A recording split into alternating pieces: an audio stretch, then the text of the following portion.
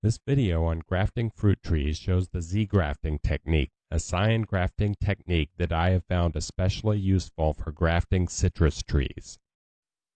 The best fruit trees are grafted to unite a scion selected for its fruit with a rootstock selected for its roots. The Z-graft is a great technique for grafting trees when the diameter of the scion is greater than the diameter of the rootstock.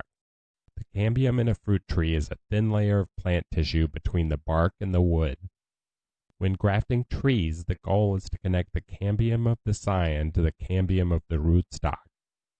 For the Z-graft, I cut both the rootstock and the scion at about a 45-degree angle.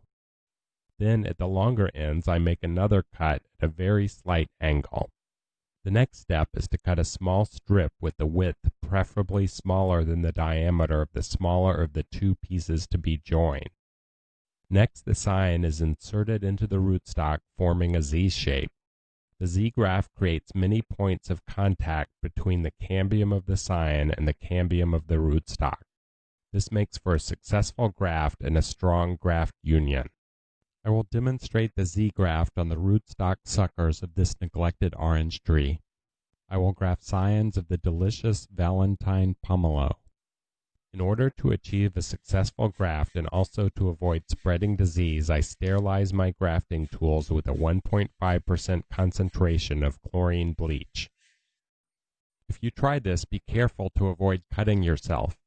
Some grafters protect hands with gloves such as these at fruitmentor.com/grafting tools. A sharp knife can help to avoid slips.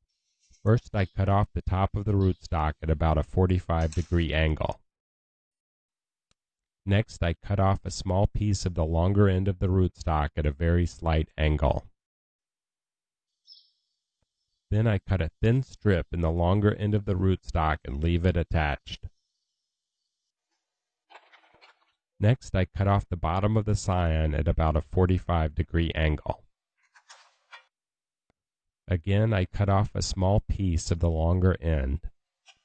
I then cut a strip in the longer end of the scion. My beginner's mistake with this grafting technique was to cut the strip too wide. It would work better if it were not wider than the diameter of the rootstock. Later in the video, I will show the consequences of making it too wide. Next, I fit the scion into the rootstock to form the Z. I wrap the graft union with a product called Parafilm M to seal the graft and hold it in place.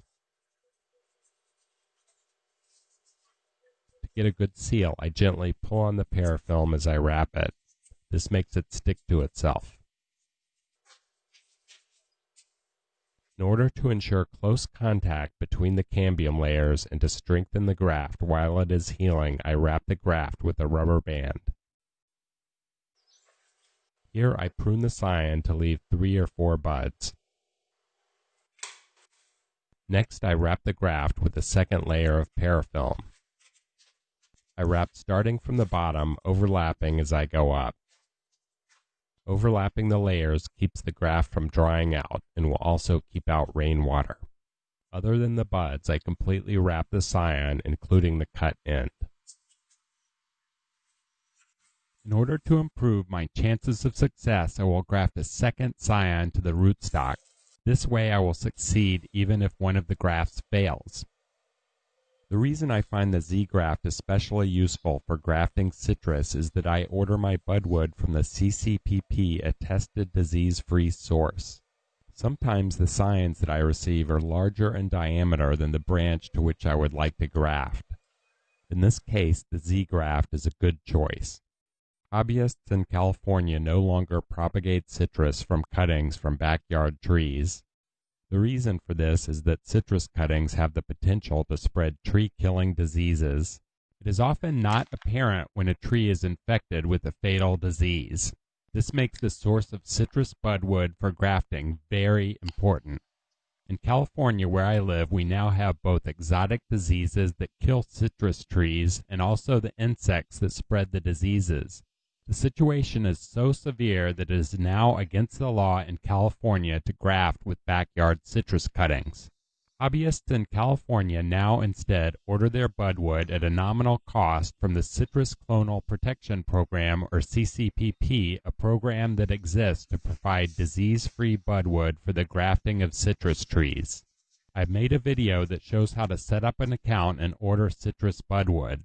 You can click here or visit the link below. The CCPP will ship budwood anywhere in the world where the local laws allow it. Many citrus growing regions where it is not allowed have their own disease-free citrus budwood programs. Information on other programs is included in the ordering video.